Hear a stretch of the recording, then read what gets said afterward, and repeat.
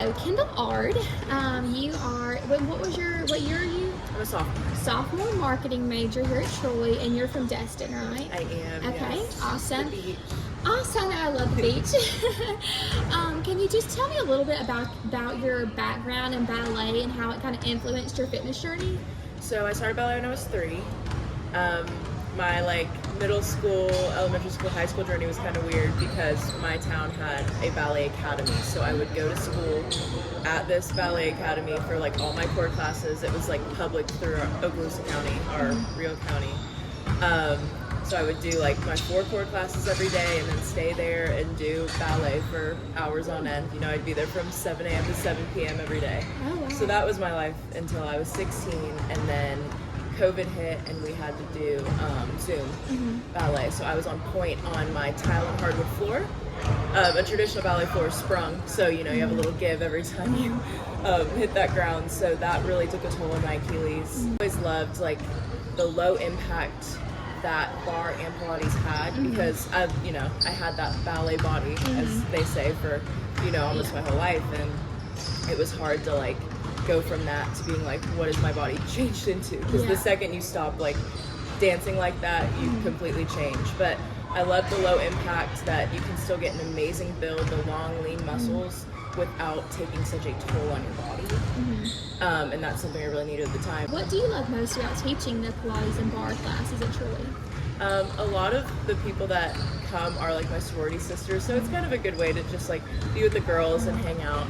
I love making a good playlist. That's just great songs.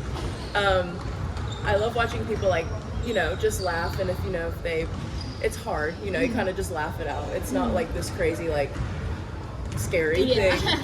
It's more of just you're having fun, you're with your friends, you're working out. I think it gives me a good sense of leadership almost in a way. I have leadership roles on other parts of this campus, but it kind of helps me feel good public speaking experience almost, because you're used to working with different people and instructing them almost, and being an instructor is a little different than being in a leadership role. So I think it helps a lot just with being able to speak up and teach in a way that you haven't necessarily taught. Yeah. And so I know you said that you are hoping to head to law school after this. So do you see yourself, getting any, fitness certifications and maybe pursuing that as a, maybe part-time to go along? I know lawyers don't have a lot of free time, but do you see yourself pursuing this in the future? Yeah, absolutely. With the type of law I want to do NIL deals for athletes. So I kind of want to stay in the sports fitness sector. I would love to be able to get actually certified in something and teach in law school. I'm gonna come out of law school probably $250K in debt. So if I could have something to kind of aid me along, and it keeps myself accountable. That's something that I love about it so much, is because you're working out.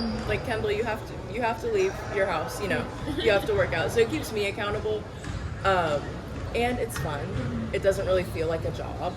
So it is something I would love to continue, not even just through law school, but throughout my professional career. Awesome. Well, thank you so much for this interview.